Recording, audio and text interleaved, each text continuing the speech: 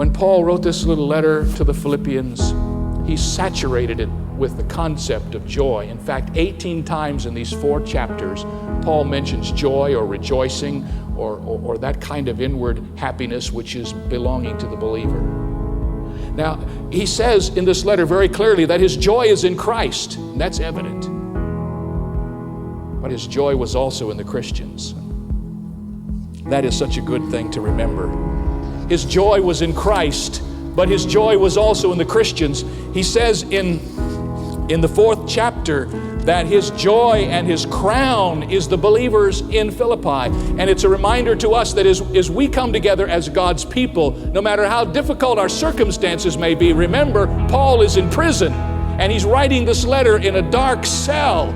He is impoverished in his lifestyle. He's had all of the privileges taken away from him, but in that cell, he writes about the joy he has in Christ and the joy he has in the Christians. He reminds us that if we want to have true joy in our lives, then we better get into fellowship with God, and we better get into fellowship with God's people. That's where joy comes for the Christian. You show me a person who's out of joint, who's walking around looking like a reject from a pickle factory, and I'll tell you that he's got a problem either with his fellowship with God or with his fellowship with God's people.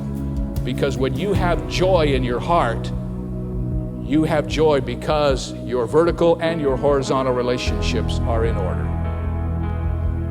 And that can mean the difference to each one of us as we face every day fellowshipping with God, koinonia, and fellowshipping with one another in partnership. And we can know what it means to have our care for each other intensified and our choices verified, choosing those things that are excellent, and our character certified, and the ultimate purpose of it all, that our Creator is glorified.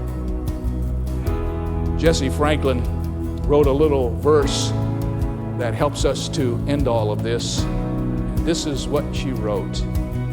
I want my church to be a place where men can meet God face to face and meditate upon His grace. That I can think each time we meet, a presence comes to take its seat. I want here doors to stand so wide, no hungry soul who waits outside will think that he has been denied. I want my church to be much more than stone and timber, pews and door, or carpet laid upon the floor.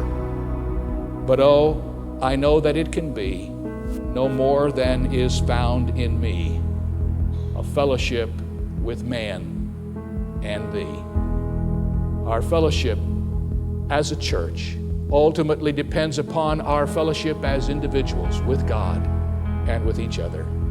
And it is something to be protected, friends. It is a joy of unity and oneness that God has provided so that we can know the attachments and the relationships which our souls crave to know in Christ.